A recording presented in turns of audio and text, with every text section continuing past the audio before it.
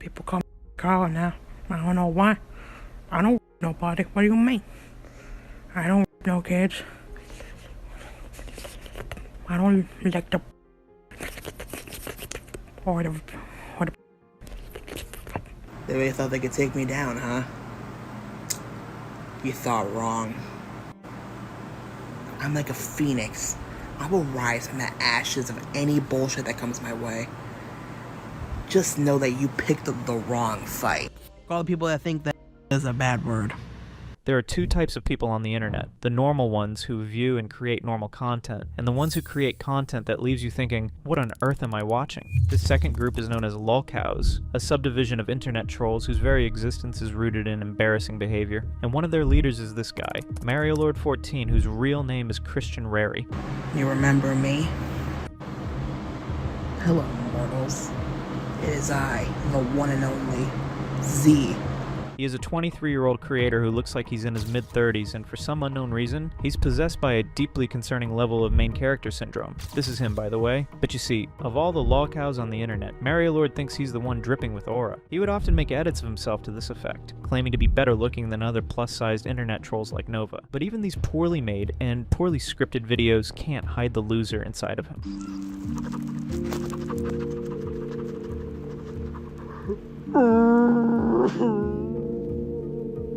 MarioLord's a creator from Illinois who built his entire online identity on cringe content, fictional characters, and publicly beefing with other internet losers. Toxic Red. Haven't heard that name in a while. He spent years pointing fingers at predators. But then all of these other allegations coming out against him, like SA, just that shit, that's fucking wild. And laughed at creeps.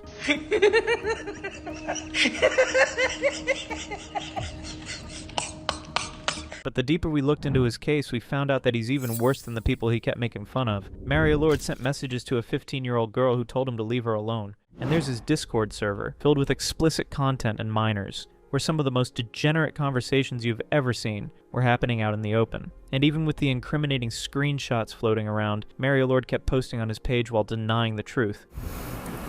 It's kind of obvious that this is not real at all. I did not do this. I did not text a minor. I did not forward with a minor. I didn't do anything like that at all. He eventually got banned, but is still trying to crawl back into internet relevance with a new TikTok account with over 17,000 followers. What more did this TikToker do to create such a notorious reputation for himself? Grab your popcorn as we take a deep dive into the complete and unfiltered story of MarioLord, TikTok's most corny predator.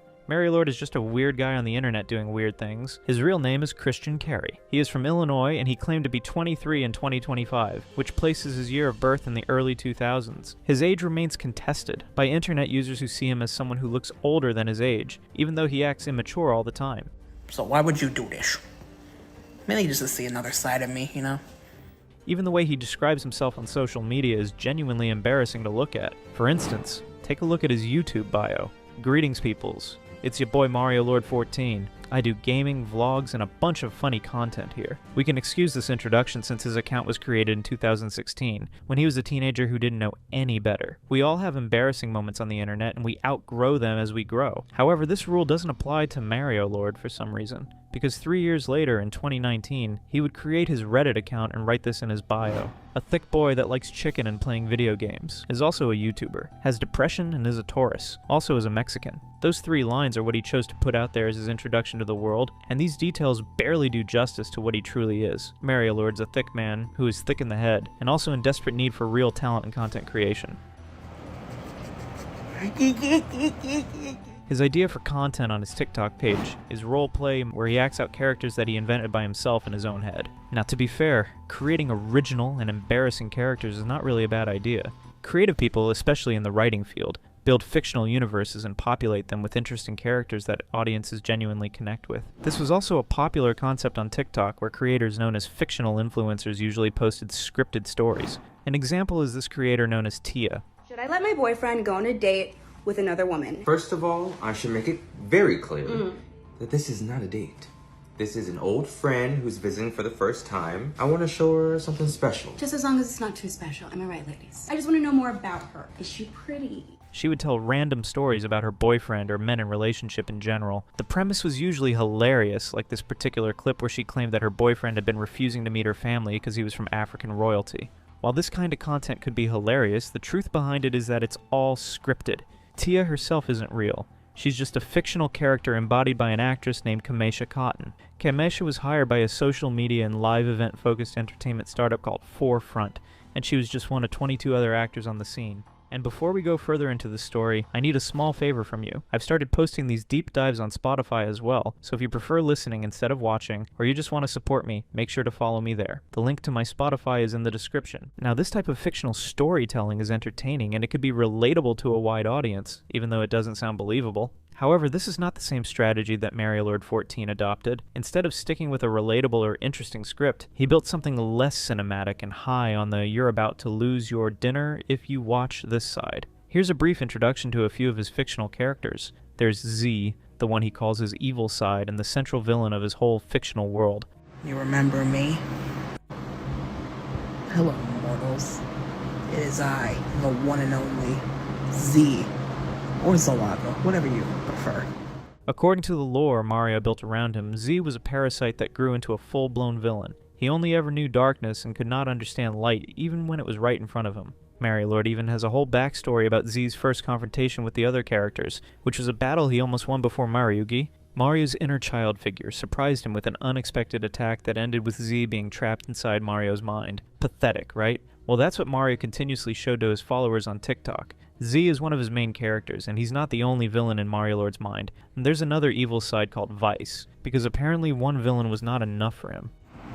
Now you tell me this? Z. Zalago. They have been asking for this for a long time. And you tell me this now?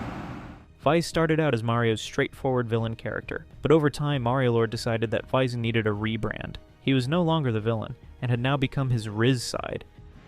He's not as it anymore. He's mostly my my Riz now, so that's mostly what he is now. He's mostly a Riz. He's mostly the Riz side of me. He used to be evil, but now he's not as evil. In a way, this character was like a spirit to him, because it was the embodiment of his cool side. Mariolord described this version of Vice as a character that was more edgy, neutral, and morally gray, rather than outright evil. And yeah, he's just kind of, he's just edgy mostly. He's mostly edgy. And yeah. Vice was an important character for Mariolord, but he wasn't the most popular. That trophy went to Spectre, a cool person with no affinity for complete evil. By some miracle, Spectre was the only one his audience seemed to genuinely connect with. He is an anti-hero who lives inside Mariolord's mind, comparable in his own description to Deadpool, who is not fully good, not fully evil, but ultimately protective. Spectre's whole purpose in Mariolord's head is to guard Mariugi, which is what Mario calls his inner child. The lore behind how Spectre made his grand appearance into the scene is somewhat amusing. According to Mariolord, Spectre originally entered Mariolord's body with genuinely evil intentions, planning to use it to cause widespread destruction, but ultimately changed his mind after developing real affection for Mariugi.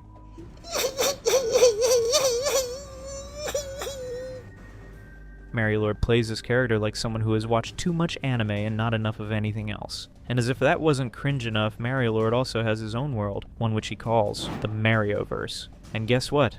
All his characters live there. Z causes chaos from the shadows. Vice does whatever the Riz side does.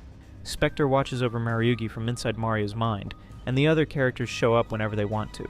This is the reality of a grown man. Mariolord had an entire fictional universe existing exclusively in his head, and brought everything to life through TikTok roleplay videos that he clearly put significant time and emotional energy into. This big guy would shoot long videos, sometimes as long as 10 full minutes, roleplaying his imaginary characters and random storylines that he came up with himself. He would act out every role, do every voice, and commit every bit of energy into his choppy editing skills before posting. Like this one, where he tries to portray how each of his characters would react to the news of his death inside the MarioVerse. This is how Mariolord behaves on the internet, a cringe lord with zero self-awareness. When he entered the internet back in 2016, he was still a teenager and he started posting on Instagram and YouTube. His very first YouTube video, titled Intro to My Channel, is still up on his account, and it features him and a friend excitedly talking about their plans for content creation. get a camera, and then me and Christian, we can start filming together. And let us know in the comments what challenges you want us to do. Don't make it like really disgusting challenges. Yeah. Make it like do like a Cheetos challenge or something like that. In the video, they casually mentioned that they had just graduated from 8th grade, which really puts into perspective how long this guy has been on the internet and how little he has grown in all that time. Yeah, since it's summer for us, we could do it every day. we just graduated 8th grade. Yeah. His videos weren't impressive and they hardly raked in a lot of views. Some were less than 100. And his highest viewed video had close to 4,000 views. But the numbers didn't discourage Mario Lord from posting frequently. In fact, he went as far as sharing personal information about himself. One time, he mentioned that he made excellent cat noises. I'm really good at cat noises, like, obviously. Meow, meow, meow. See? And I can do the hiss. And he also revealed that he has scoliosis, which is a condition where patients have an abnormal curve in their spine. I have scoliosis. It's like a back problem. I don't know if it's on the back or like the bottom or the top. It's the top because... Mario Lord shared these details even though his audience were practically non-existent on YouTube. Till this very moment, his total subscribers are a little over 1,000, which is quite low and poor for an account that has been around for nearly 10 years. Mario Lord eventually made his way to TikTok around 2020, and for the first couple of years, he went almost completely unnoticed. He posted song reviews alongside his usual random content.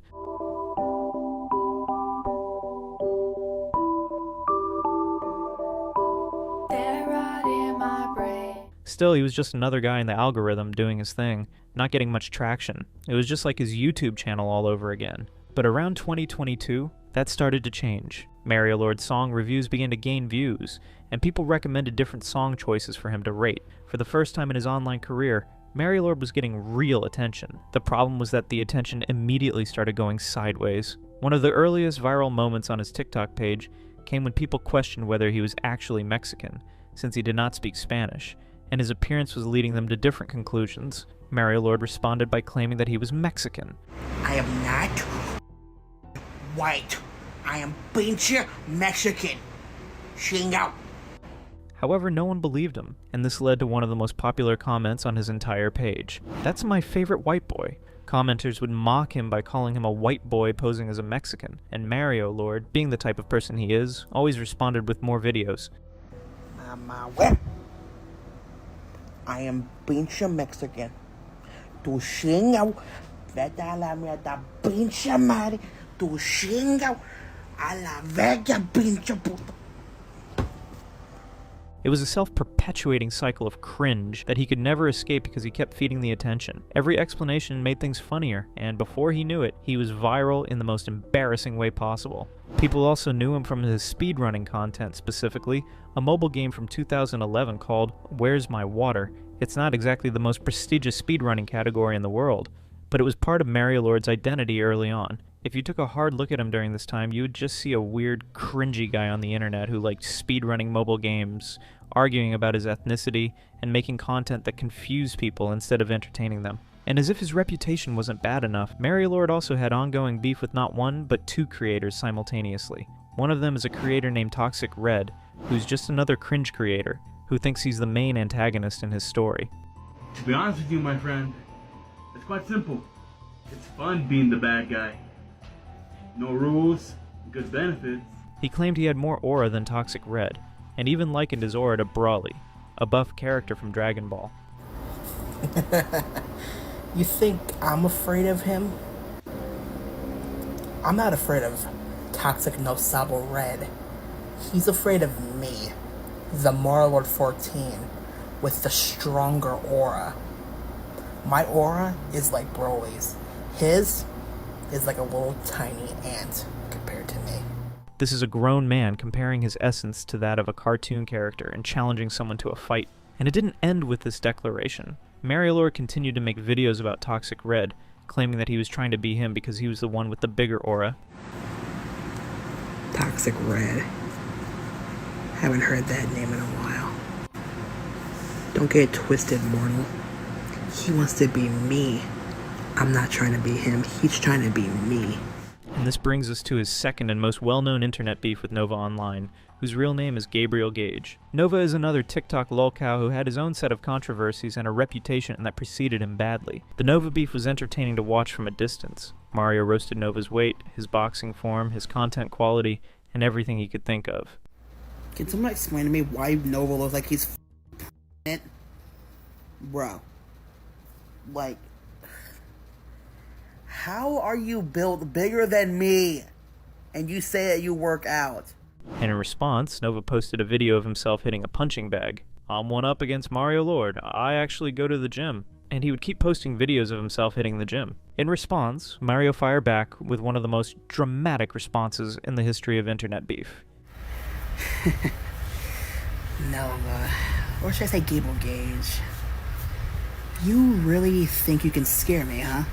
I am broy compared to you. Try me, fellow lolcow.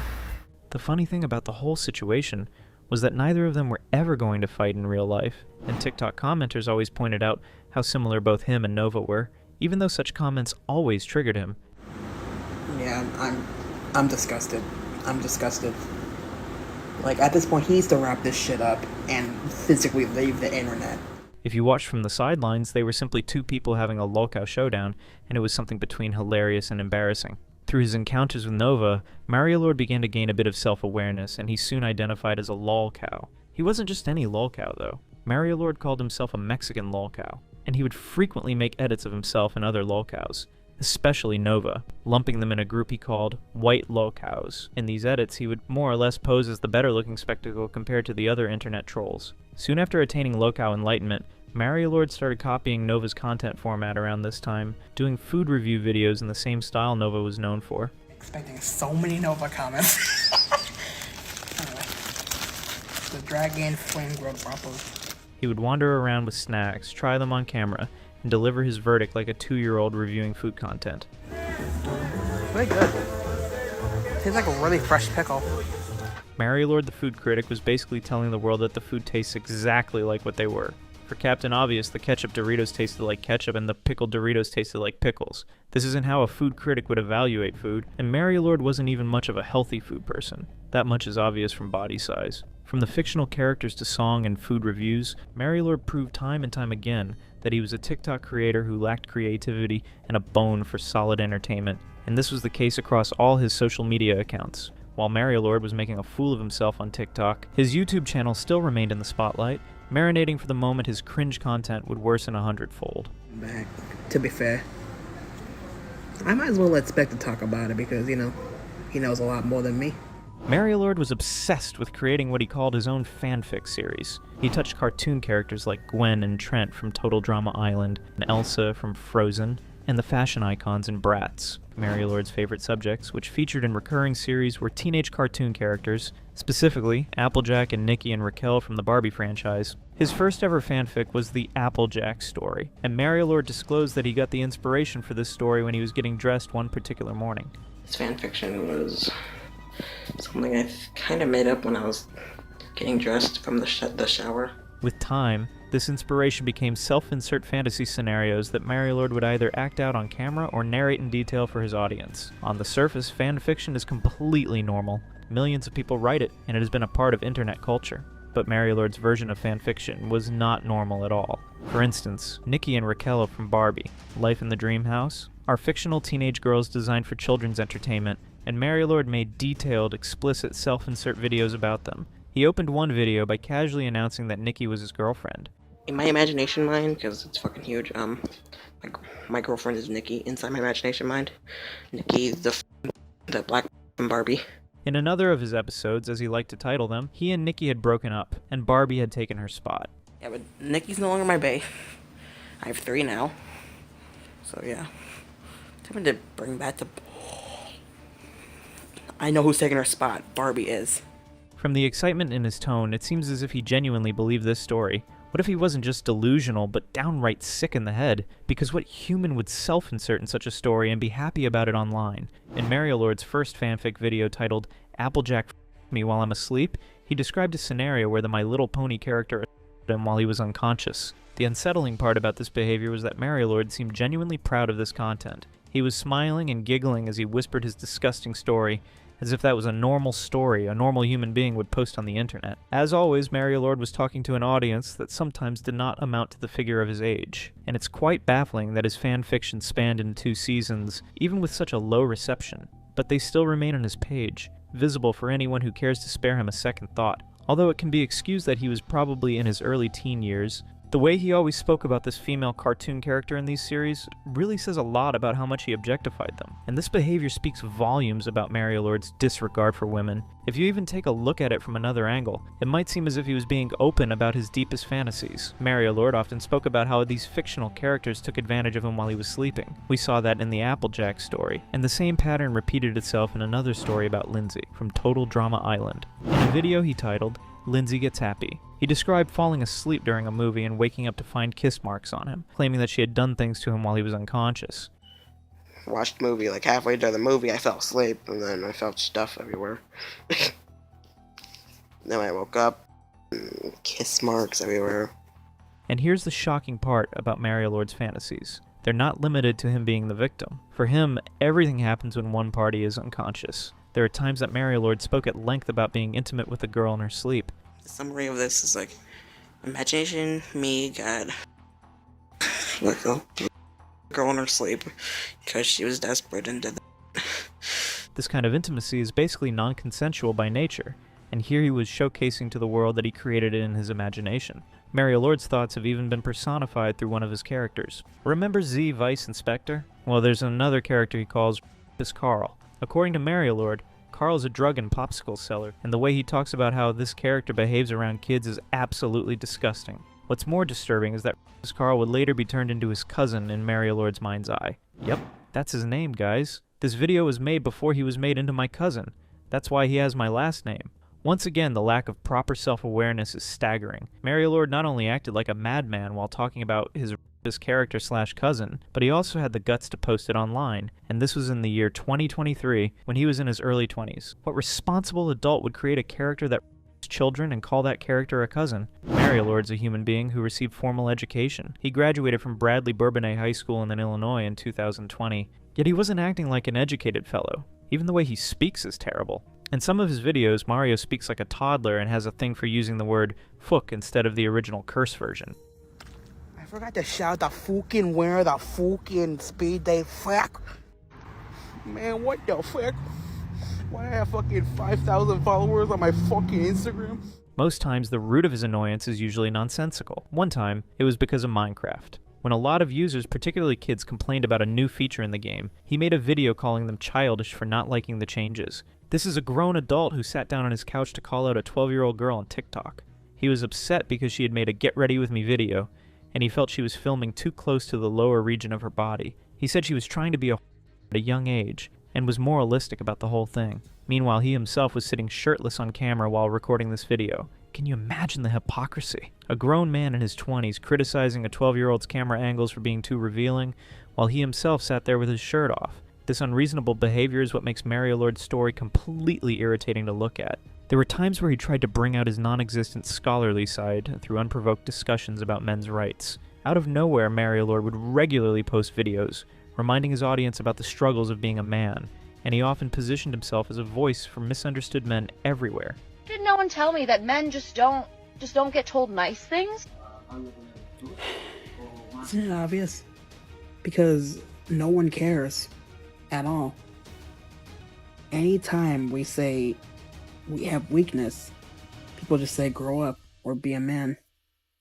You know how that makes us feel? This is the same man who was calling a 12-year-old girl inappropriate names for her camera angles, and the same person who made explicit self-inserted fan fiction about teenage cartoon characters. Here he was, speaking solemnly to his audience about how men do not get enough empathy. And girls always say that their lives are harder. Well, listen here. Our lives are also hard too. Don't completely forget about the people that pretty much make the world. We go through it too. Not just you. It's hard to get his point when he has been ridiculous 90% of his internet time. Even the time he tried to speak up against ICE, the U.S. Immigration and Customs Enforcement, he somehow managed to sound dumb in the process. He wrote, "I swear every day I hear about what ICE is doing. I don't mind, obviously, but damn, these the people serving justice? Yeah, right? How do you try to sympathize with the public and still say you don't mind? People in the comments threw the question at him, but it's clear that if he never noticed the contradiction before hitting the post button, he would be just as slow to grasp everyone's reactions. Mario Lord's 2 cents on the topic really made him an unintelligible content creator, and it proved that his years of education were wasted. When you look at his habits up until this point, you start to wonder if something life-changing had been the cause of Mario Lord's problems. Did anything happen in his childhood? Why did he turn out the way he did? On this topic, there's the issue of his father. In one of his old YouTube videos, Mario Lord said something about his parents getting arrested. The bull I'm going through. You know, like being poor, losing 2 family members, fucking my parents nearly getting arrested, losing a fucking car. For context, Mario Lord had made the post as a ranting and venting session. He spoke about dreams for the future with his wife and kids, and claimed that he would treat his children like young adults once they crossed 18. And in doing so, he didn't want them to live his life, jobless and in poverty, with criminal parents. Try to at least get some kind of job. Because they're not going to be like me, that's still struggling to get a job right now. I just want them to do their best in life. Mario Lord never spoke further on the topic, but the possibility remained. Then later on, a creator named Liquid Mario looked into the public records and found that Mario Lord's father had been arrested for a 14-year-old child. Mario Lord posted his update, explained he was staying with his uncle, and then continued making content. He did not reflect on it publicly or tried to connect it to anything in his own behavior. He just kept going, as if it was simply something that had happened and was now over, rather than something worth sitting with. By the end of 2023, Mario Lord had a following, a Discord server, his character universe, his ongoing beef with Nova and Toxic Red, and a growing reputation as one of TikTok's more entertaining lolcow. From the outside, it looked like a weird guy who had found his weird corner of the internet and was living in it comfortably. But from the inside, things were far more complicated. And in January 2025, the outside finally got a clear look at the inside. YouTuber Poohboy posted a video covering Mario Lord in comprehensive detail. It was the first real expose on Mario, the first time someone had put everything together in one place and shown it to a wider audience, and it landed hard. Poohboy had revealed Mario Lord's disturbing relationship with his dog Jackson, although this behavior had already been public since 2016. In addition to this revelation, Poohboy revealed a screenshot of a direct message conversation between Mario Lord and a 15-year-old girl. In the conversation, he had sent her a photo of himself, and she responded by asking how old he was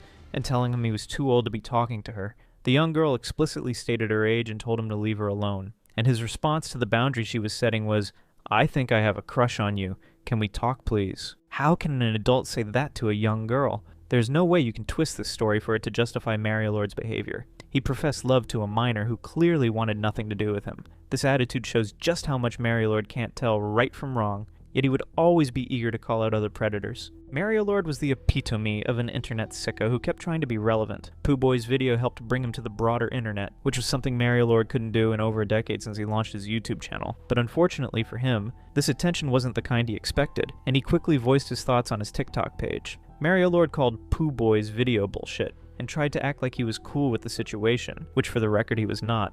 Have y'all seen the video that what's his name? Poohboy made on me? Wow. 13 minutes of just bullshit. It was 13 minutes of just bullshit. He even went on to say that Poohboy had found his video amusing, and was therefore one of his fans. But Poohboy was laughing his ass off. I'm pretty sure it's at one of my Dragon Ball-esque speeches. I'm pretty sure he's a fan now. God, I hope he is.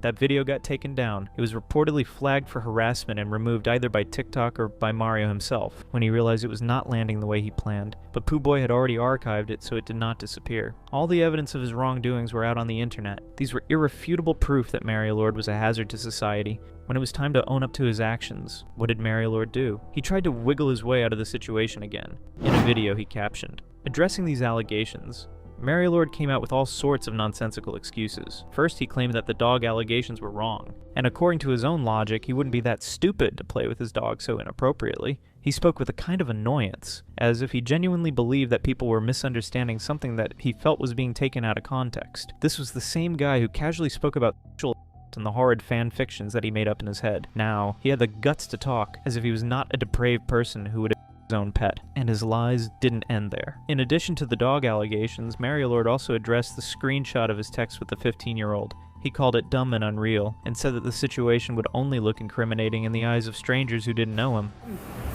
It's a dumb screenshot, obviously, but like it's obviously, you know, for people that don't know me, it looks incriminating. For people that know me, it's kind of obvious that this is not real at all. Then, as if his opening speech wasn't pathetic enough, MarioLord stooped to another low level by completely denying having texted a minor. But, of course, obviously it's a yes or no question. Did I do this or not? No. I did not do this. I did not text a minor. I did not forward with a minor. I didn't do anything like that. At all. Then in the same breath, he said something that was utterly stupid and unreasonable. MarioLord called the controversial screenshot AI material, and said that the only real thing in the photo was his picture. How can a responsible adult come up with such a lame and disgusting lie? It was obvious that he was guilty of it and had been caught in the act, but why did MarioLord think that saying this would make his situation any better? So the theory he was presenting here was that someone hated him enough to use artificial intelligence to fabricate a realistic-looking DM conversation, complete with his real profile photo, just to destroy his platform. And what was his evidence? His word of mouth. If I did do this, I would have said something about it. Like, seriously, I would have said something about it if I did do this. So, because y'all know how I overshare. I would have said, yeah, I would have done this. You know, I would have probably like... But here's the million-dollar question. Who would want to go through the trouble of setting him up like this? Who would take his low-budget cringe videos and run it through AI to make something so disturbing? Nothing MarioLord said in this response video made remote sense. No one believed him as expected. And even MarioLord himself knew that. So, he turned off his comments. MarioLord could not stay accountable for 60 seconds. Every single time he got anywhere near acknowledging what had happened, he quickly turned it into a performance. After the Pooh Boy videos went up and the story spread, MarioLord entered what the reference materials describe as an extreme drinking phase. It was a nonsensical period where he began posting videos of himself being visibly drunk, slurring his words, stumbling around and rambling incoherently at his phone camera. Except here's the thing. He was not actually drunk in most of these videos, at least not to the degree he was performing. I am literally very messed up right now. I've had a lot of Modelo. I was at a birthday party, and I had a lot of Modelo. His shout-out videos during this period were equally painful to watch. These were videos where he would read out fan names and say something nice about them while claiming to be drunk. I'm about to do some fucking shout-outs. I have a little bit of alcohol in my system. I'm sorry. You know, it's funny how he does these long shout-out videos when his total view count combined can barely amount to 1 million, but he kept making and posting them as if they were valuable content. MarioLord lost his TikTok account after he got permanently banned in February of 2025. He vented on his Instagram page where he unknowingly revealed that the permanent bans had been as a result of multiple violations. MarioLord had amassed over 59,000 followers before he lost access to his account. He eventually created a new one and began afresh, gaining over 17,000 followers in a year. Believe it or not, the new followers comprised the old internet users who were very aware of MarioLord's lolcow status. It didn't take long before MarioLord became embroiled in more internet drama when screenshots from his Discord server were leaked to the general public. MarioLord's Discord server was, by his own account, a place where he spent a lot of his time. He talked about it constantly and posted videos about how sad he was when people did not join.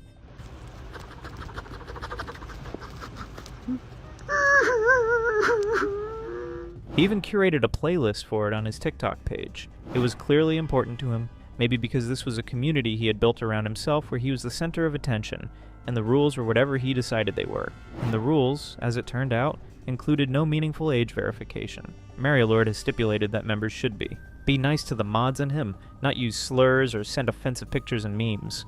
However, there were no clear stipulations for the type of people that could be welcomed. This meant that even minors could join, and minors did join, especially a notorious underage named Swag Ryan. And since there wasn't any strict moderation in place, these young ones had to witness chaos unfold in the server. Several of the custom stickers used during chats featured Mario in various states of undress.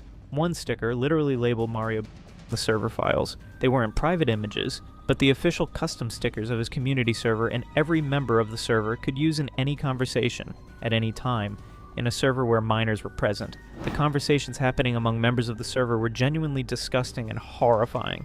One person wrote that they should have been hired to draw MLP characters, and someone else replied by asking if they could draw feet. Someone said my belly, and another member responded by saying it was making them aroused and asking them to stop. There was an entire thread where someone announced that a certain type of was arriving at your doorstep. Not to mention, the entire time they used slurs, which was prohibited in the rules.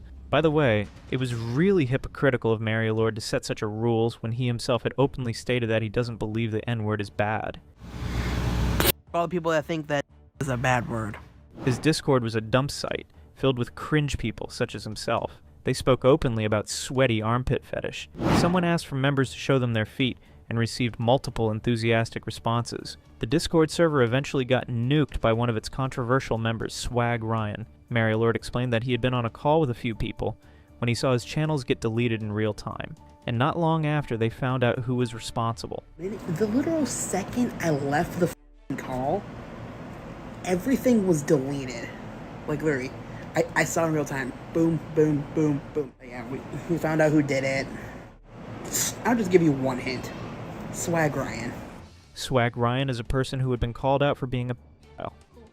How f***ing old were they, Ryan? I didn't know!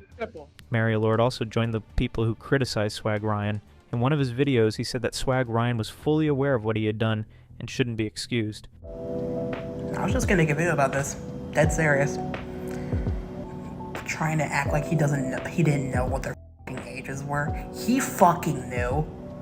But in the grand scheme of things, this Mexican lolcow wasn't in any position to make such statements. MarioLord had spoken inappropriately to a minor and refused to take accountability for it, and he had also hosted Swag Ryan, an exposed file on his Discord server. This tells you the kind of person he is, and the kinds of people in his inner circle. You can even tell from the obscene messages that were leaked from his Discord server. Like the cockroach that he is, MarioLord's internet reign didn't end after Swag Ryan nuked his Discord. He created another one, and embarked on a new quest to get more people to join his server. Now he continues to make content out of every single thing he does in his daily life. He would post self-glazing edits of himself that he made by himself, and he also records videos while shopping at stores, and bursting into fits of unnecessary laughs every 2 seconds. Oh snap, boy, that's right. 2 million years later. He also continues to post music reviews, perhaps hoping it could give him the lion's share of followers like it did the last time in his other TikTok account. And he's still a man baby who begs his audience to donate money for him to buy a PS5. I have a GoFundMe for a PS5. No, this isn't a joke. MarioLord is living his life as a self-ordained lolcow, and for as long as he continues to have a platform, he won't be changing anytime soon. Sometimes let the women I'm close to watch me if I'm, like, in a relationship with them. You see, many of you see me as hell. I guess all of you see me that way now. And that is the truth.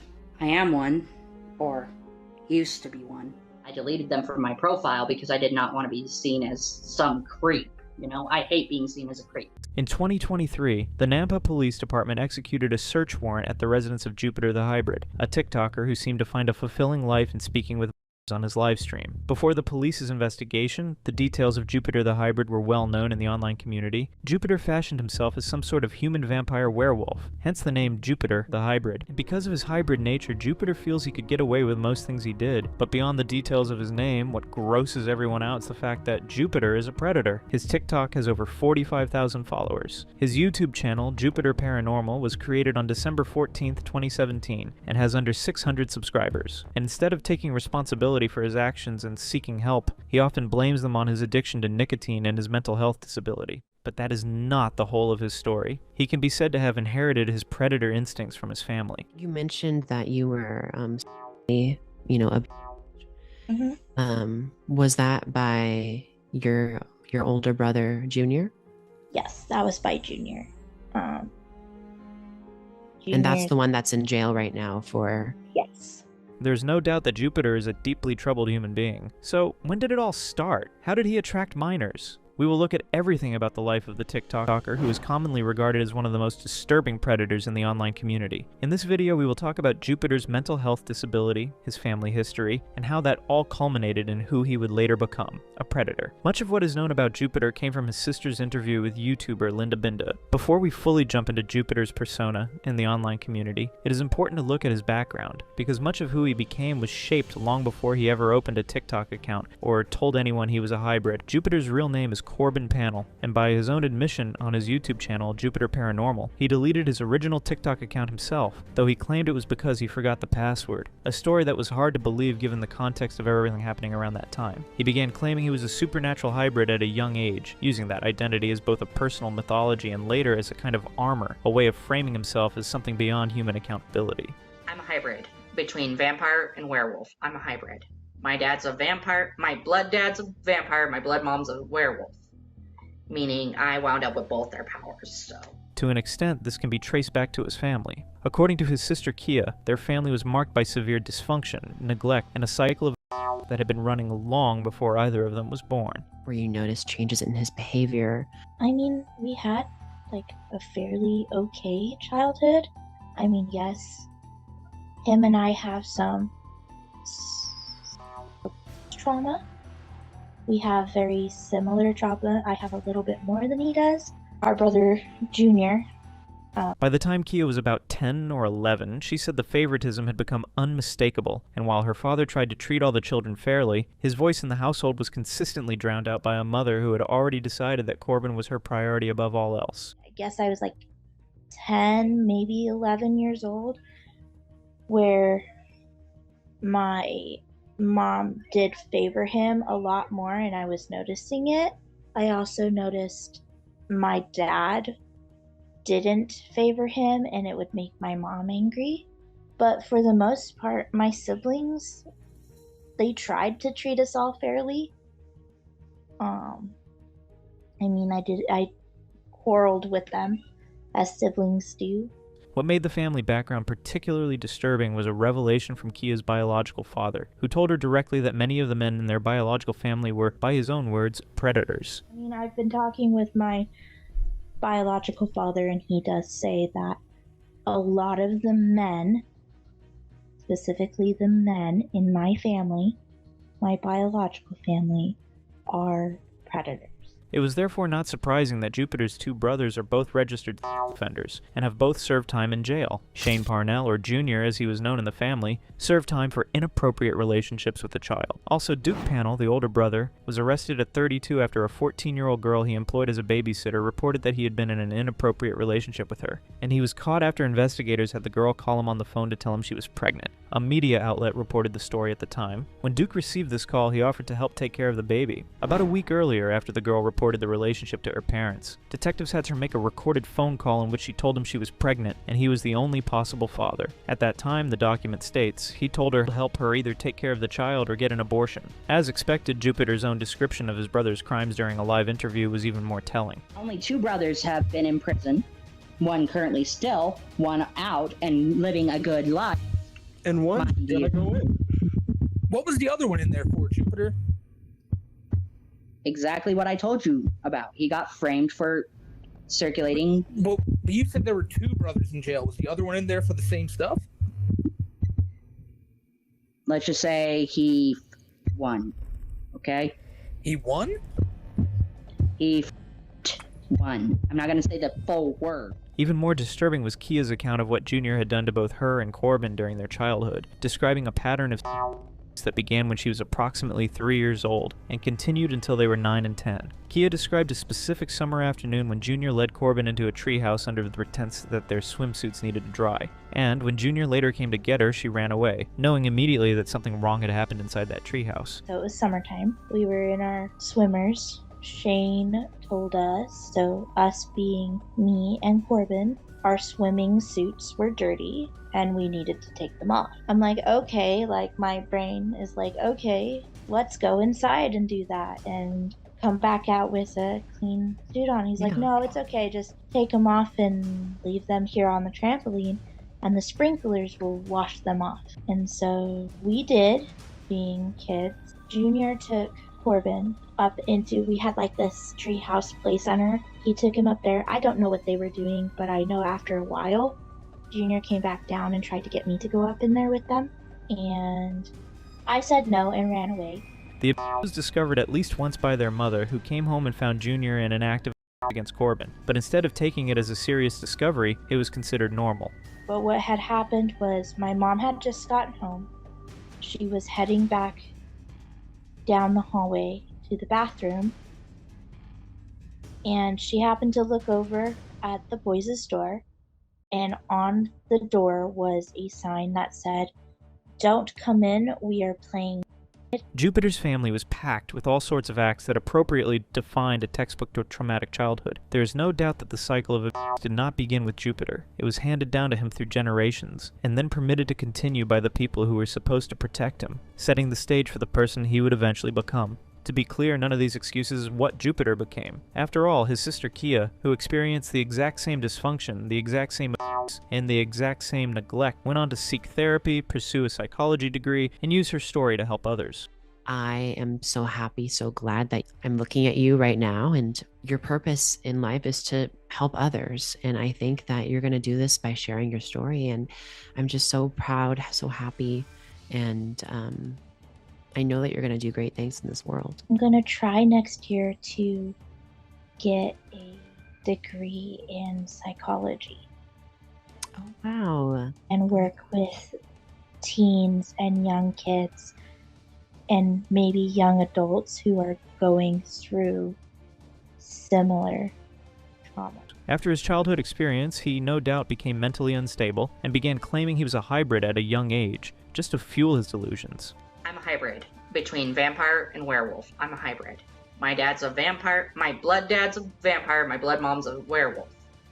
Meaning I wound up with both their powers, so when I first got on with you, my skin started to itch. However, Jupiter had every opportunity to break the cycle, and he chose not to. Far from what anyone might think, Jupiter was not performing, he was not trolling, and he was completely sincere. This first point of contact with his mental delusions is when he explained that he was a hybrid between a vampire and a werewolf, that his biological father is a vampire and his biological mother is a werewolf, and that he was born with the powers of both, all delivered with the same casual certainty most people use to describe their blood type. He described his eyes changing color depending on his mood, his tail wagging like a golden retriever's when he was happy and going rigid when he was angry, and his skin itching in the presence of other supernatural beings, a sensation he claimed to have experienced the moment Linda first joined their call. When my eyes glow a subtle blue, that's usually when my eyes are that's when I'm feeling kind of out of it and down. My eyes will glow a whitish red color if I'm pissed off. And when I'm just feeling happy, my eyes stay the color they are when I'm feeling happy or when I'm just having a good time. He once said that his childhood training, coupled with who he is, mandated him to always want to defend those who can't defend themselves. I'm doing what I can for those who can't, I will defend those who can't defend themselves. I will be there to help others. That is what I was trained to do growing up. I want to live a peaceful existence. I want to live and make people, smile and laugh at the content I post online. Is it not weird that this is coming from someone who sees no problem in dating 15-year-old girls? He called himself a vampire werewolf lord, describing this as a kind of anti-hero archetype. He also revealed that the reason he could walk in the sunlight, unlike many other vampires, was that he was a daywalker. He said this so that Linda would not have any concerns about visiting him during daytime hours. When talking about his powers, he claimed to have performed a successful exorcism in his family home using a passage from the Book of Mormon, banishing a male spirit to the underworld, something he described as a gift. We had this angry male spirit, one that was really stupid and kept causing to go down in the house, so I flipped open my Book of Mormon and read a certain passage in D&C, Doctrine and Covenants, and basically banished him from our house, sent him to the underworld where he could be judged. Oh my gosh, you're so talented. What was strange about all of this was that he didn't consider it weird. He told Linda that he considered them a perfectly normal topic of conversation on a first call with a stranger. He also once said he married his doll, Shiratura, whom he called a homunculus, which he brought to life. He claimed to have brought the doll to life through a blood ritual. He would then speak about her as a living partner, describing in detail how she had a shy personality and did not like being on camera. The most incredible part was when he talked about how he got the doll pregnant. Jupiter said he would explain, but that it would kind of disgust the listener. Such was how far gone he was in his delusions. But for some reason, he drew the line at someone drinking his sweat. He also once claimed he had gotten Linda Binda pregnant telepathically during their video call, explaining that what she was feeling in her stomach was his mana energy transferring to her, and that she would eventually develop fangs as proof that his powers had taken hold. The entire claim becomes even more absurd once you realize that Linda isn't a real person at all, but a character being impersonated by a man online, making the story not just impossible, but completely disconnected from reality. Later, Jupiter would rebrand himself as Shadow Raven, claiming that the old Jupiter had died and been replaced by this new identity, a move he presented as genuine self-improvement, but which amounted to nothing more than changing his name, so he could start fresh without addressing anything he had actually done. I chose to let go of my past. Finally free, I'm finally able to get rid of my past. I'm finally able to move forward and live my life. The new Shadow Raven, the new and improved Shadow Raven, is trying to change his life, trying to show that he can do whatever he wants, and just trying to help others understand that he's not going to do anything to anyone. He's changed. What made the delusions dangerous was not the mythology itself, but the way Jupiter used it as a framework for his high sense of entitlement. He usually talked about it to show that he operated by a different set of rules, and that consequences applied only to ordinary humans, not to a vampire werewolf lord. That's why he could talk about his egregious acts with levity, as though they were normal. YouTuber Linda Binda did an extensive documentary-like interview with Jupiter to understand his modus operandi and the extent of his predatory behavior and the series revealed how Jupiter often planned meetups with girls. Even while actively flirting with Linda, he also talked about pitting her against a minor, Abby, and whoever could get to his room faster would get engaged to him. She had feelings for me when she met my family and all my friends. She started developing feelings for me. She's one of the girlfriends who actually stuck by me after every one of my exes that I tried to get back with turned on me. She was the only one who stuck by me. So, are you engaged to me or to her? I don't know, okay? My brain is going one way while my heart's going the other, okay? It depends. Well, is your heart going in my direction? What I'm saying is it depends on who's faster to come see me. It depends on who's the faster one. From the very first episode, Jupiter wasted no time signaling his intentions, asking Linda almost immediately to connect with him on Facebook so he could receive whatever she was comfortable sending. A deliberately vague invitation that he had clearly extended to many others before her. He told her he sometimes allowed women he was close to watch him shower over video call. What makes this absolutely insane is that he would frame this as though he was dishing out a romantic, intimate gesture. However, this was not spontaneous. It is a carefully planned and well-rehearsed sequence, such that when he offers such gestures early enough into his conversations with minors, they see it as a compliment, but in the real sense, it was actually a technique. Again, Jupiter simply treats his incredibly dangerous acts like getting candy from the next-door candy shop. That was the attitude when he informed Linda. During the very first episode, that former girlfriend had pressed charges against him after a encounter. This one chick who I dated back in high school, Paige Hoagland. Know what she did after I f***ed her? What? Pressed charges on me. After that, she went to the police and said I f***ed her due to my little sister telling her to do it. He then moved past this big reveal as though it was simply a minor inconvenience for him at the time, rather than a serious, troubling allegation. He even addressed the claims online that he was a pedophile. His response was immediate and almost impressive in its shamelessness, saying he only dated minors for show, that it was a power move, and that people needed to stop acting like he had done something wrong. Someone's commented and said that they think that you're a pedophile. Off, haters. It was only for show. I wasn't actually doing it. It was only for show. This framing crumbled almost instantly, because just one episode later, Jupiter had switched his story entirely, claiming now that he had been set up, that he was exhausted and high on nicotine, and that he had not been thinking clearly, with 3 completely different explanations offered for the same behavior across 3 consecutive conversations. They want us to address the pedophile word again. I was set up. That's my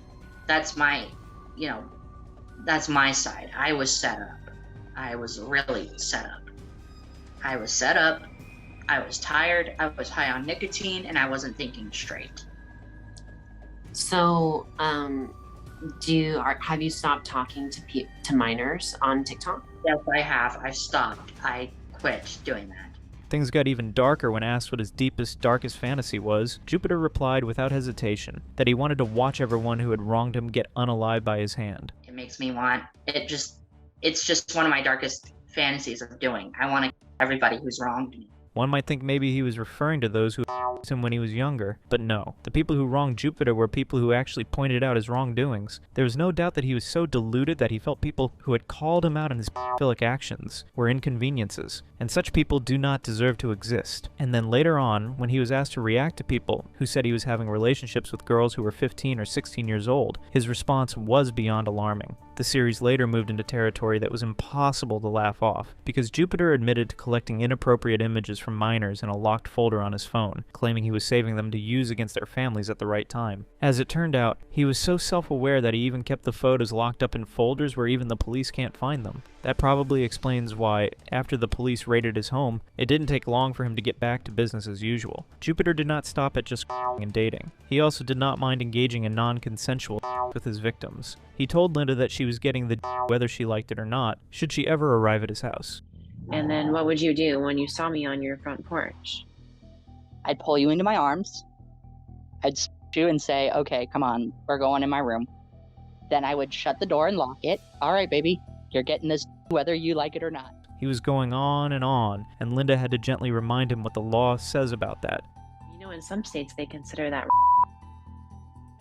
Then, just like in his style, where he makes all his suggestions seem like what his victims wanted, he immediately followed up on Linda's objection by saying he was kidding. Since they were already on a legal matter, they touched on the time the police came to his house. That was when Jupiter confirmed that before the police arrived to execute their search warrant, he had stayed up for 2 full consecutive nights, deleting images from his devices, images he described as being mostly of younger girls, because he knew that what was on them would send him to prison. I deleted them before the police showed up. I was up all night deleting the photos and whatnot. I was up all night. I had to stay up. I pulled 2 all-nighters just to clear it.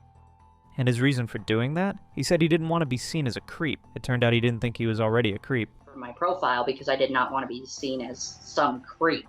You know, I hate being seen as a creep. But do you still have them now? That's just what I'm wondering. No, I got rid of that account that was using those pictures. I got rid of it. I took it down for a bit. The fact that he chose deletion over turning himself in, over calling for help, over doing anything remotely protective of the children whose images he held, reveals exactly where Jupiter's priorities lay, and they were not with the victims. When asked how many minors he had been in contact with in a context, Jupiter paused, seemed to genuinely lose count, and then estimated 10 to 12. Remember how many girls it was, or was it just too many you can't remember? I just can't remember. My brain racks itself every time, and I can't remember a damn thing. I think it was probably I would say 10 or 12. Yeah. As if that were not egregious enough, he then placed the blame on the parents of those girls, who should be ashamed of themselves for not taking their phones away. So it's all the girls' parents' fault that you were sending them messages, right? It's their fault for not actually stopping their kids from ever finding my TikTok.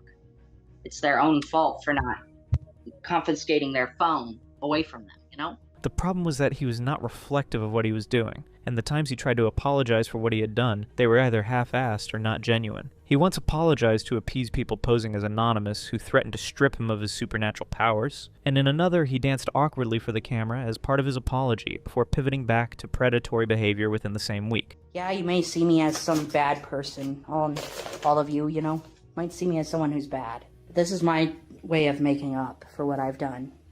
You see, many of you see me as hell. I guess all of you see me that way now. And that is the truth. I am one, or used to be one. They even forced him to delete or deactivate his account. Jupiter has deactivated his account online. He's deactivated his TikTok and whatnot. Logged out of his Facebook. Linda Binda's series, taken as a whole, is not just a portrait of one disturbed individual, but a masterclass in what actually looks like when it's unfiltered, patient, calculated, and wrapped inside a persona that a certain type of young person would find fascinating rather than frightening. Jupiter often flirts with minors in a way that makes them seem to be doing what they actually want, rather than being made to do what he wants. Jupiter's YouTube page, Jupiter Paranormal, and by extension his other social media page, were designed to attract kids. One of the most instructive moments in the entire Linda him into series was when Linda documented Jupiter's escalation technique in real time. His method when targeting girls followed a recognizable pattern. He would seek them out on Facebook, begin casual conversations, and then escalate by offering to let them watch him shower over video call, normalizing exposure to his body under the cover of intimacy and closeness. He then asked her repeatedly to send images of herself, and when she hesitated, he dismissed her religious objections, called her self-conscious, told her to come on just one time, and continued applying pressure. His intention was to wear her down till she gave in to her demands. However, even when he repeatedly applied pressure, he ensured not to make it look like he was making demands. He never asked directly, always framing his requests as casual suggestions using phrases like, "if you want to," and "I wouldn't mind," so that if challenged, he could always claim he had not pressured anyone into anything. He also used platforms strategically, moving targets from TikTok to Facebook to Snapchat to Discord, with each platform offering different levels of privacy. Snapchat was his preferred app for meeting people. This is because the disappearing message feature gave both him and his targets a false sense of security. Let's just get into them. Let's just how do you mostly talk to people? I'm only looking for new friends whenever I'm on social media, I only get new friends on TikTok? No. Discord? Different one. Snapchat is where I make mostly new friends, new people, you know? I hang out with people on Snapchat a lot because I want to make new friends. I want to meet new people, experience different people's On Discord, Jupiter was documented telling users that if they felt mature enough to make babies, they were old enough to engage with him. On one live stream, he gave out his phone number on camera to a user named Kirsten, who mentioned she was younger, and he responded, "That's okay with me." When a 13-year-old asked during a live session whether she could still send him pictures even though she was underage, he used his usual tactic of making it seem like it was all their decision, saying, "It's up to you, sweetie." Immediately, he proposed lowering the age of consent to 16 or even 15. Can I still send you pictures of myself even if I'm underage? It's up to you, sweetie, if you want to, because I don't mind. If you do, I don't mind. Do you plan on turning me in if I say yes? No, I would never. I'd lower the age of consent all the way to 16 if you guys wanted me to. Or I'd even change it to 15 if you guys wanted me to. He also once publicly told people to back off Abby, an underage girl, who at the time he claimed to be his girlfriend. He even lied, saying she was 21 when she was actually 17. He was also documented on video approaching a girl he believed to be 14 or 15, asking her whether she had ever thought about making content together, and adding it to paid sites. When confronted about his activities with minors, he got defensive and claimed it was only one time, and people should get over it. Also, during a live session, when asked if he had asked minors for graphic pictures, he claimed not to be harming anyone by doing so. A statement that reveals not just a lack of remorse, but a genuine absence of understanding that what he was doing constituted harm at all. Question. It may clean your name, and it may not. Here's the big question. Have you a little kid? Have you a kid? No. Have you asked for graphic pictures, Jupiter? Then in 2023, the Nampa Police Department executed a search warrant at the residence of Jupiter the Hybrid, confiscating all his electronic devices. Earlier today, Nampa police detectives executed a search warrant at a residence involving internet crimes against children. While the investigation is ongoing, no one has been charged yet, and we have no details of the case to release. We wanted to take this opportunity to remind parents that social media platforms can be useful, but are often breeding grounds for predators. Please, make sure you always monitor your child's. He also admitted during the same interview that throughout the police questioning, he had skirted around the issue because he was scared and uncomfortable. Not because he was innocent, but because he knew exactly what they were looking for and what they would find. I put up my hands, knelt down on the floor, showed them I was not going to, fight them. I wasn't going to fight. I wasn't going to do anything. And one cop comes up and they're like, "I know that you don't want to be cuffed right now, but we're doing it for our own safety." And I was like, "It's all right." About 5 minutes in, they take me down into the living room and sit me on the couch. And they start grilling me for information, and I just skirted around the issue, trying to get them to stop, because I was uncomfortable. But even the police raid seemed to do very little. Jupiter revealed that he was dating a 15-year-old in the UK. Hold up. I think that there's still more. Let's just... Who is this is your girlfriend? She's born... So this is your girlfriend? Yes, in the UK, she actually In the UK, 16 is actually considered adulthood. Did you not know that? His sister Kia, speaking with the authority of someone who had watched him for decades, provided perhaps the most terrifying assessment of his danger, about leaving Jupiter in a room with a minor. She also revealed that growing up, Jupiter was never permitted to be alone with the younger children in the family during gatherings. Growing up, he never was allowed, for some reason, was never allowed to be around the littles by himself.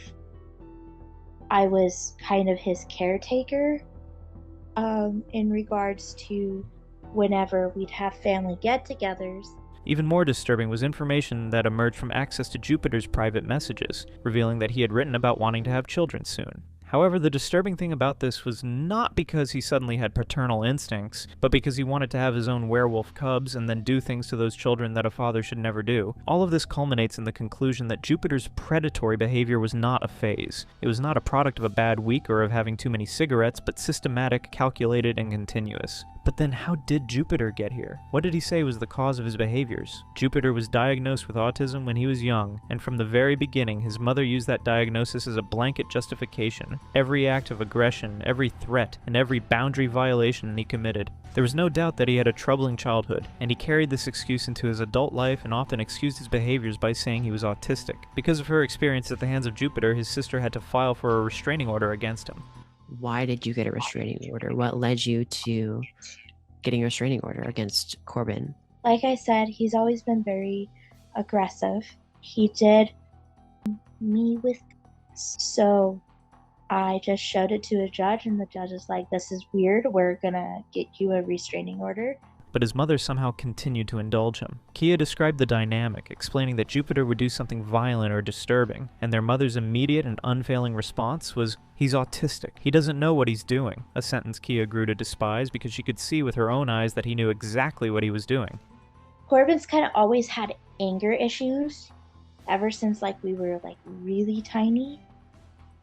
They started getting worse and worse because Mom would say things like, he's autistic, he doesn't know what he's doing, but then I'm sure that everyone can very well tell he does indeed know what he's doing. She described sitting on the opposite side of her room, doing nothing when he would lose a video game, walk over and throw the controller directly at her head, not a random outburst, but a directed act of aggression at a specific target, followed by a scolding from their mother and absolutely no consequences. The coddling extended far beyond anger management. Jupiter was not potty trained until he was 17, a fact that his mother enabled by continuing to clean up after him, rather than teaching him self-sufficiency, and his personal hygiene deteriorated so severely that both he and Kia were mocked by other children at school. A commenter on YouTube expressed his shock at this bemusing fact. He wasn't potty trained till he was 17, even after their father stepped in and forced the issue, handing Corbin adult diapers and refusing to continue accommodating the situation. The change was minimal, and according to Kia, the last time she saw him, he was still wearing them. On the occasion that Kia described as the final straw, Jupiter grabbed the seatbelt in the back seat of their family car and used it to simply because she was singing a song he did not like. Kia's father finally forced their mother to place Jupiter in a group home, not because their mother wanted to, but because the safety of her daughters could no longer be ignored. And even then, their mother's focus remained almost entirely on Corbin and whether he was comfortable. As an adult, Jupiter carried the autism excuse forward, using it as a shield whenever someone confronted him about his predatory behavior, at one point saying on camera that he was just a disabled adult who's just trying to live his life, as though that framing alone should end the conversation. With a 12-year-old minded man, you're dealing with a disabled adult. Thinks the cops are gonna give a shit. They're not gonna give a shit about me.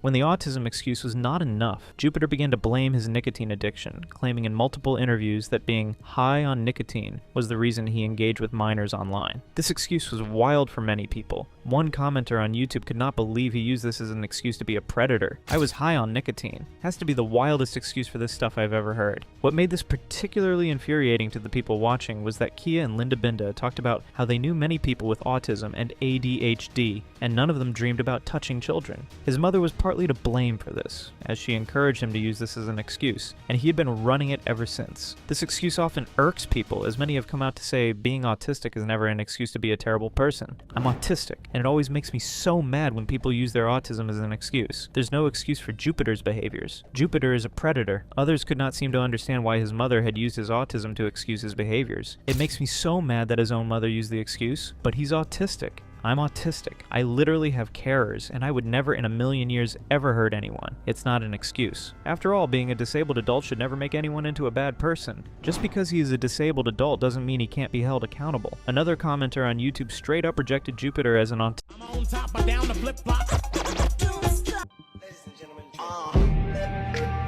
To explain that, at the time, I didn't know Francie was a minor. This TikToker went from starting a literal viral trend on TikTok and gaining millions of followers in just a few weeks to then being exposed for sending very inappropriate messages to underage people and eventually getting canceled for it. Fibs mainly posts videos of herself posing as a cartoon character, as well as animation memes. She also uploads various other cringe videos, including lip syncs and random short skits. And while she had been making content for a few years, Fibs was only popular within a small community where people mostly knew her for her weird personality on TikTok, often making fun of her. But this would change in March 2026, when her content suddenly started going mainstream, with many people duetting her videos and creating funny POV clips using her TikToks. This sudden surge in popularity only fueled Fibs' posting schedule, and she began pumping out more and more videos. And while she was already known for her cringe content at this point, things would soon take a much darker turn as people started uncovering what Fibs had been doing behind the scenes, along with details about her previous account. One of these controversies involved allegations of Fibs being racist. In one of her older videos, Fibs was lip-syncing to a song that contains the N-word. While many non-black creators usually censor the word or signal that they are skipping it, Fibs appeared to mouth the word directly. Please shut the fuck up, my nobody cares. Oh God, we don't. Please shut the fuck up, my nobody cares. Oh God, we don't. To make matters worse, this wasn't the only time she did this. There are multiple older videos of her singing along to songs containing the same word and in a similar way. After these clips resurfaced online following her sudden rise in popularity, many viewers reacted negatively. Some audience members criticized her behavior directly, with comments such as, "Kinda offensive to me since I am black." Fibs then replied saying, "I am African American, they are different shades. I am a very light skin, don't just hate saying I am white."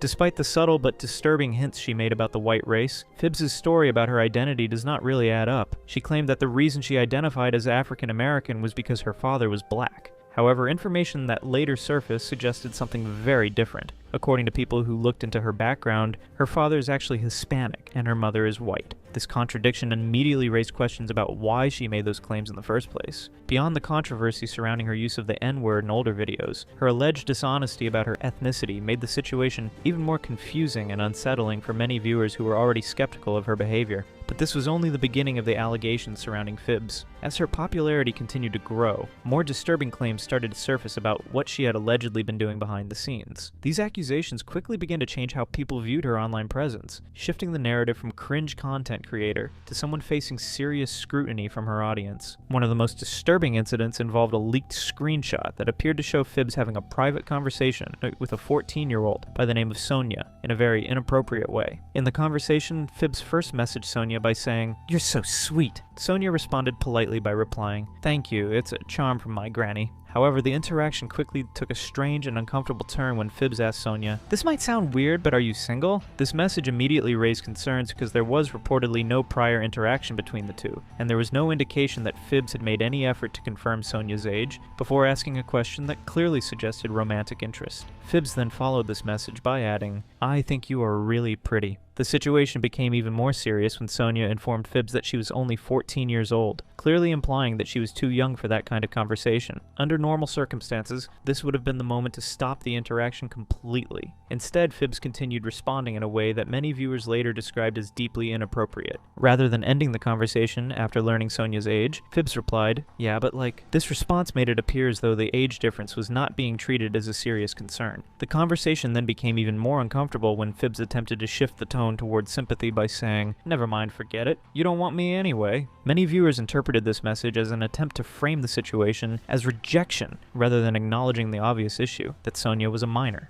Because of that, the interaction quickly became one of the most widely discussed allegations connected to Fibs, and played a major role in shaping public reactions to her behavior as more information continued to surface. Immediately after the screenshot was leaked on TikTok, it went extremely viral. The situation spread so quickly that the comment sections under many of Fibs' videos became filled with viewers bringing up the allegations and asking her to respond. Instead of the discussion staying within a small corner of the platform, it quickly became one of the main topics people associated with her sudden rise in popularity. And to make matters worse, instead of addressing the situation carefully, Fibs responded by posting a video in which she dismissed the growing concerns from her and her audience, and stated that she did not owe anyone an explanation. I'm Fibs. I'm 19, and I just made this video as a note to myself and to others that I don't owe you anything. This response only intensified the backlash, since many viewers were already expecting a serious clarification regarding the allegations that had begun circulating online. Shortly after that, Fibs uploaded another video where she addressed the accusations more directly. In this video, she acknowledged that speaking to a 14-year-old in the way shown in the screenshots would be extremely inappropriate and disturbing if it were true. Because that is disgusting. And before we go further into the story, I need a small favor from you. I've started posting these deep dives on Spotify as well, so if you prefer listening instead of watching, or you just want to support me, make sure to follow me there. The link to my Spotify is in the description. However, despite recognizing how serious the situation appeared, she denied that the screenshots themselves were real. According to Fibs, the messages were either edited, photoshopped, or possibly created by someone impersonating her account in an attempt to set her up. I'm here to tell you that it's photoshopped. And for the people saying, oh, Photoshop can't look that clean, yes, it can. There's also a possibility that accounts can be faked, because my personal Discord account has a Pinterest banner and a Pinterest profile picture. So my account can easily be faked with that and, you know, fonts and stuff like that. Beyond denying the screenshots, Fibs did not provide any concrete evidence to support her claims. Instead, she argued that people who knew her in real life would understand that she would never behave this way. For many viewers, this explanation did not carry much weight, since her online audience had no way to verify those statements. Because of that, the response was widely seen as insufficient, especially considering the seriousness of the allegations being discussed. And people who know me will know that I've never done anything like that. While it is true that the original screenshot involving the 14-year-old cannot be independently verified and could potentially be fabricated, other similar screenshots later surfaced that Fibs herself acknowledged were real. These additional messages appeared similar in tone and raised further concerns among viewers who were already questioning her behavior. On top of that, there were also posts from Fibs that suggested she had previous experiences interacting with people she had just met online, in ways that some viewers found questionable. In one example, a viewer commented, "I love you," and Fibs responded by making an entire video saying, "Not trying to be rude, but I would highly advise you not to fall in love with someone you just met." While the video itself appeared to be framed as advice, many viewers later pointed out that it suggested she was already familiar with situations involving quick emotional attachments from people she had only recently interacted with online, which added another layer to the concerns that were already circulating at the time. Although Fibs denied these particular allegations, there are even worse claims that she would eventually admit to being true. People discovered that on her old TikTok account, where Fibs posted gacha life videos, she had engaged in a romantic interaction with one of her viewers. The main issue is that this person was a minor, specifically 13 years old, just 1 year younger than the individual she was previously accused of being romantically interested in. Fibs then addressed these allegations, which only fueled the controversy. Unlike the previous accusation, she confirmed that she had dated a minor online over gacha life, but did not acknowledge any wrongdoing, claiming she allegedly did not know the person's age. So, to explain that, at the time, I didn't know Francie was a minor, either because A, I didn't look at their roles, which was pretty ignorant of me, or B, I just didn't know, or they didn't have the proper age roles.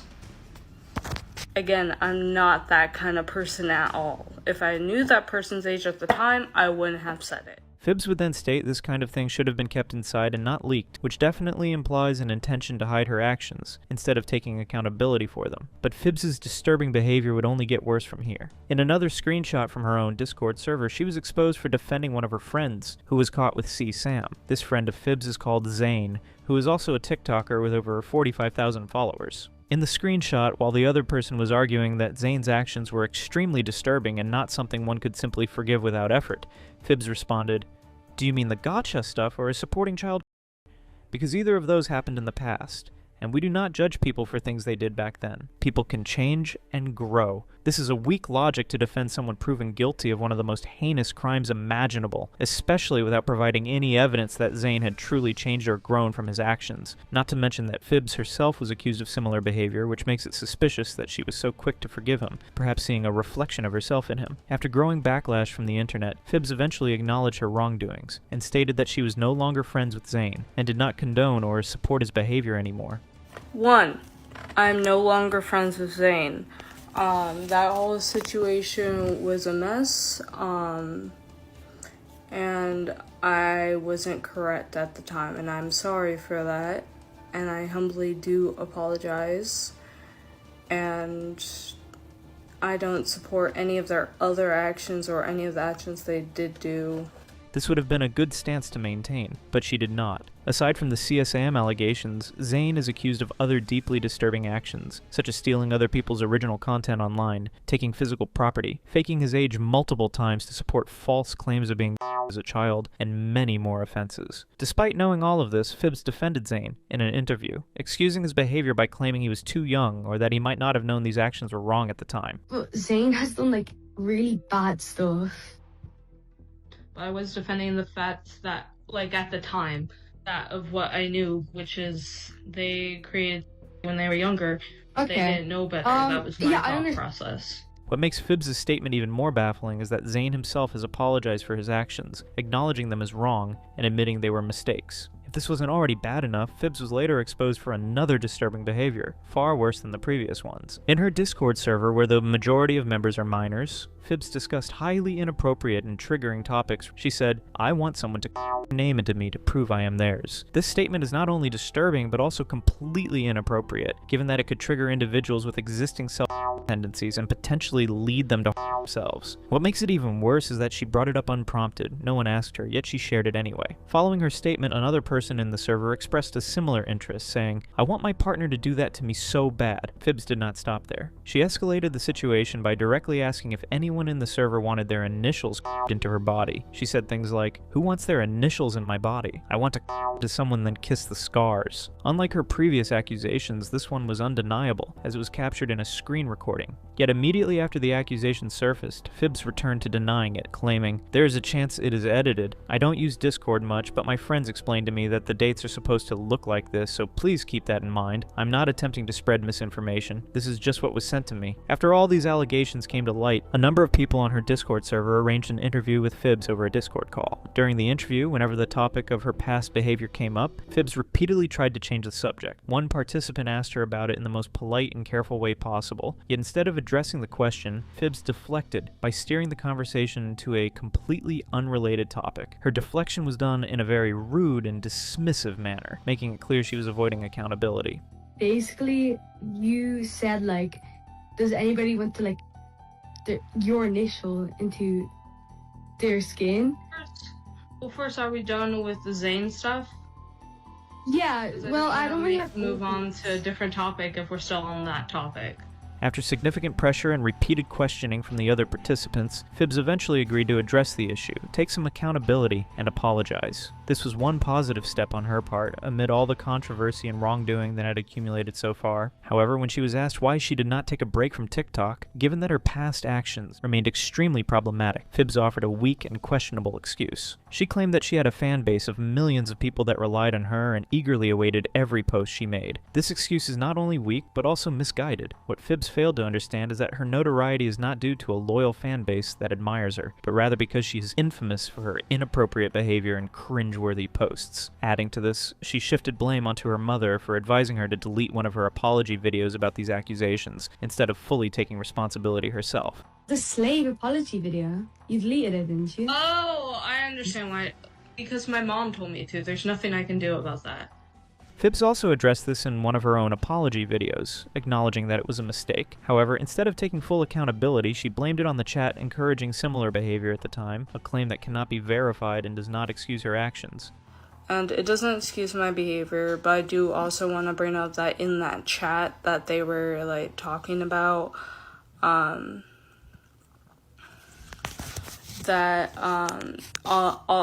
everyone in that chat was talking about that sort of thing. Once all of this came to light, it became clear that Fibs' Discord server had become a hub for highly inappropriate content, making it entirely unsuitable for anyone under 18. Despite this, instead of restricting access appropriately, she bizarrely announced that users under 17 were still welcome to contact her directly via TikTok DMs. Her message read, "I apologize deeply, but due to concerns I am making this server 17+. Please respect my decision, and if you are below 17, please leave. You are always allowed to talk to me on TikTok, though." This statement only added to the confusion and controversy, highlighting a disturbing lack of understanding about boundaries and appropriate conduct for underage audiences. But Fibs' controversy doesn't stop here. Fibs claims that she has dissociative identity disorder, or DID, a rare and complex mental health condition, in which a person experiences 2 or more distinct identity states. This condition could significantly affect a person's behavior, memory, and perception, though it is often misunderstood or misrepresented online. In connection to her DID claim, Fibs reached out to a well-known DID content creator on TikTok named Melon.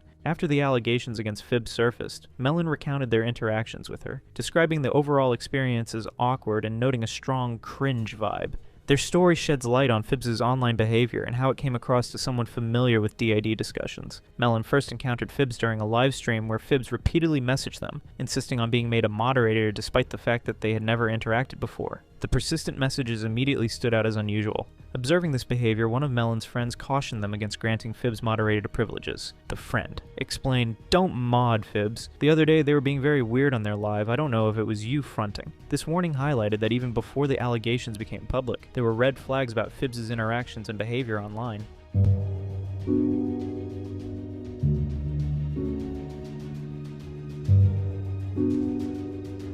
After that initial live stream, Fibs and Melon would continue to communicate, and eventually became, in Fibs' words, online friends. However, what started as casual interaction quickly became overwhelming for Melon. Fibs began contacting them constantly, to the point where it became unbearable. The repeated messages and persistent attempts to connect led Melon to eventually cut off contact entirely, and even block Fibs on Discord. Melon also spoke about the overall weird vibe they were getting from Fibs, noting that it was difficult to ignore, especially given the numerous red flags she had displayed during their interactions. And then I just started to get really uncomfortable. I couldn't shake why, so I just hung up. And then they kept texting me. I have their Discord, and here's proof of them in my block list. I do not feel comfortable right now in this moment to unblock them and share screenshots, but I will most likely will.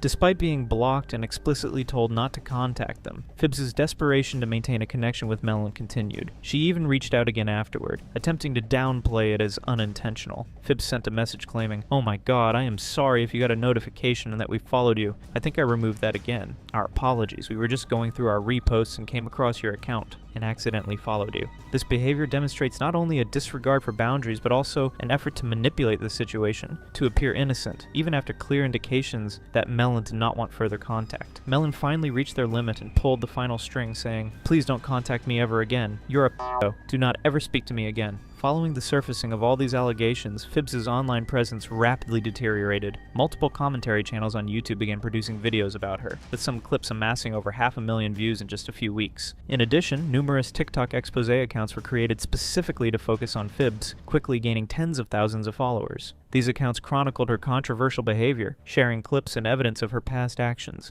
The mounting criticism forced Fibs to step back from TikTok. She privatized her account and deleted several videos, particularly those connected to the controversies, in what appeared to be an attempt to reduce the backlash and limit the infamy she had accumulated. Despite these efforts, the strategy proved ineffective, as the allegations and discussions of her past misconduct continued to circulate widely, keeping her actions in public discourse. Eventually, Fibs' past actions caught up with her, cementing her as one of the most disturbing people to emerge on the internet. She has now unprivated her account, regularly posting videos while deleting every negative comment and blocking anyone who posts hateful remarks. If you like this video, you will probably enjoy the next one.